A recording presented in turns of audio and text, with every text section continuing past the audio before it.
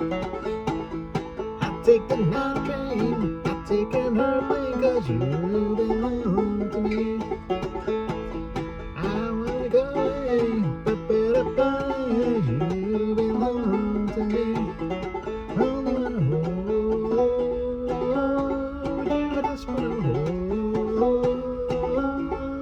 Come on, let me hold you tonight.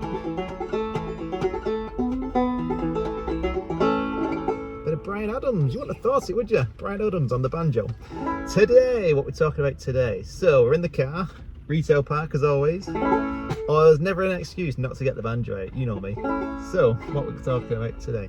Today, I thought we'd discuss the 7 most common ways, or the seven most common reasons why adults give up learning the banjo. It's a sad story, but it happens, you know. We all pick up the banjo with grandeur visions of wanting to learn to play music in a retail park on a rainy day. But some of us don't get that far, which is sad. So, this list is from my own personal experience. This is from what people have told me. I've just recently started teaching how to play the banjo.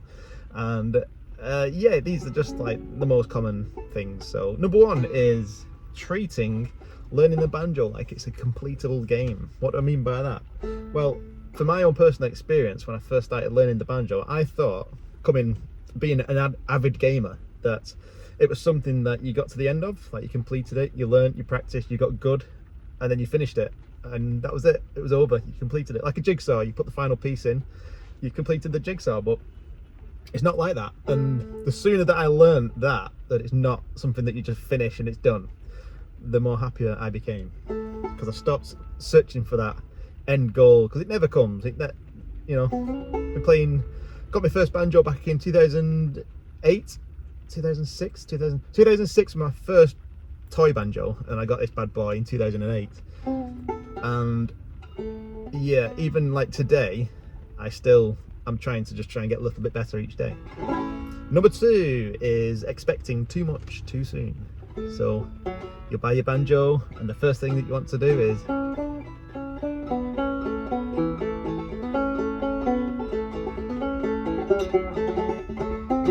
just start doing all that kind of stuff. But that takes time, and we expect too much of ourselves too soon. Within the first weekend we want to be playing Deliverance, we want to be picking away as fast as possible, like you see on lightning speeds. But what you don't see is those accomplished banjo players. They've been at it for years and years and years, and it takes a long time to get to that kind of level.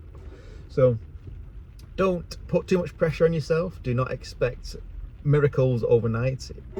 You'll get those magnificent breakthrough moments and those eureka moments where things just start to come together, but it's a long, slow process. Number 3 is collecting resources, and it's not necessarily a bad thing, but it's one of those situations where it's like, I've got all the gear but no idea. And I was a bad one for this, because I used to just collect books. I thought the more books that I've got, the more DVDs that I can collect, the better that I'll become, and it's not necessarily true. And I think what I was doing wasn't so much stockpiling and hoarding resources. I was searching for the voice. The voice sounds a bit airy-fairy, doesn't it? I was searching for just a teacher that could speak my language, that could resonate with me. I always found that I resonated better and I learnt better with just watching just random people on YouTube, people who've talking back in the day here, just grainy videos filmed on a webcam where they've just demonstrated something that they've learned that day, or watching people make mistakes. And I always found that works better for me. So collecting resources, don't just keep collecting and stockpiling stuff. Just find the one true, the teacher that sort of speaks your language, that resonates with you. Number 4 is underestimating the time that it actually takes to learn how to play the banjo. Now, one of the best banjo teachers that I used to follow no longer teaches on YouTube anymore, but they've wrote a really fantastic book. I consider it to be the Banjo Bible for clawhammer players. It's the only book that you'll ever need. I'll put a link to it in the comments, in the description, sorry. And in that book, there's a quote, and it's stuck with me to this day, and it says it could take anywhere from 500 to 1,000 hours before you become half decent at playing the banjo. So let's take something like the basic frailing strum, for example, that bum-ditty rhythm. It takes about 30 seconds to know how to do it. Strike, strum, thumb. But it could take you many hours, weeks, if not even months to get to grips with it and to be able to do this. So don't underestimate the time it takes. It's going to take a long time. And I like to use a unit of measurement called a banjo hour, and that is time spent with your banjo. And like I said, it could take 500 to 1,000 hours.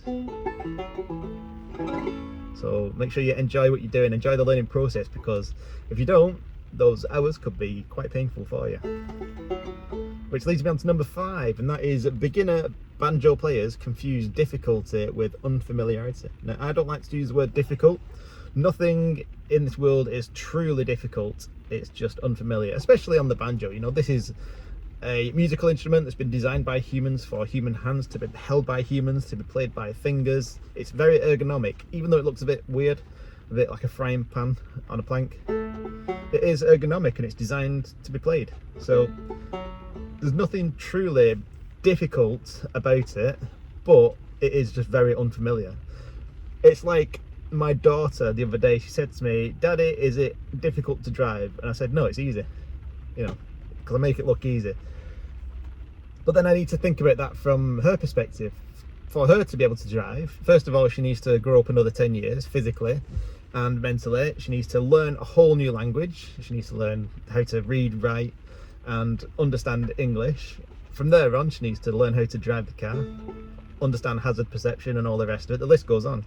So for somebody who's not there yet to be able to drive, it seems like an impossibility, like a world away. But no doubt when she's 16, 17, 18, she'll be driving a car, and then, you know, she'll assume that it's easy. I don't know. So yeah, don't confuse unfamiliar with difficulty. All it is, it's familiarity. The more time you spend with your banjo, the more familiar you'll get with it, the more things stop being difficult and you start to get comfortable. Number 6, and this is a very important one, is new banjo players forget to rest. They forget to understand, you know, when you go to the gym and you do a heavy workout, you're lifting those weights, your muscles only strengthen and develop during the rest period, not during the actual workout. So when you play the banjo, it's good to spend a good 20-30 minutes practicing if you can. Nice practice session, and then give yourself time to rest. You know, put your banjo down for at least an hour, go and do something else, come back and work on whatever it is that you're learning, or learn something new.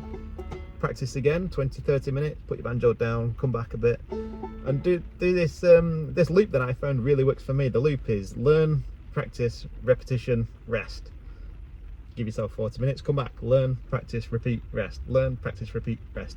And if you can do that several times a day, you'll make super fast progress.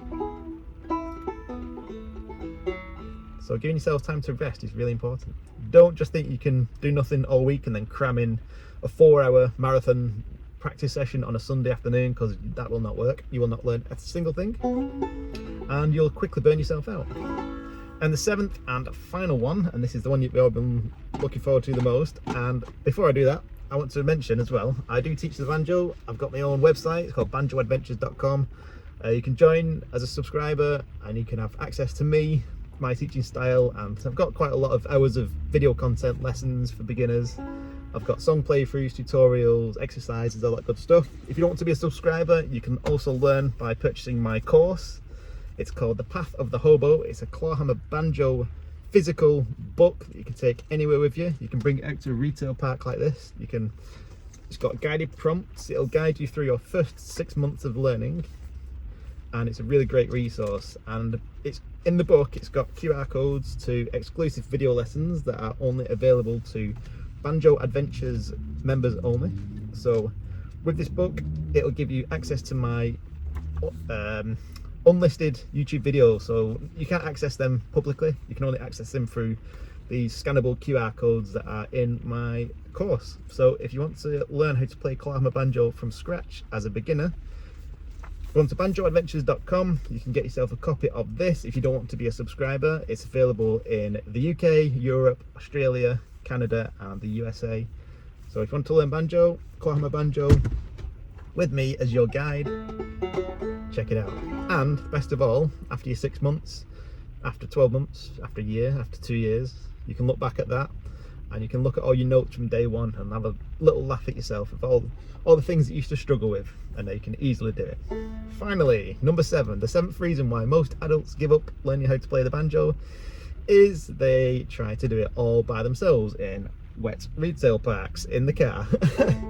So that is why I created Banjo Adventures, not only the online educational space, but I also run a private Discord community where we all encourage each other, we support each other's wins, we can share our audio clips, we can provide help and support and guidance when it's needed.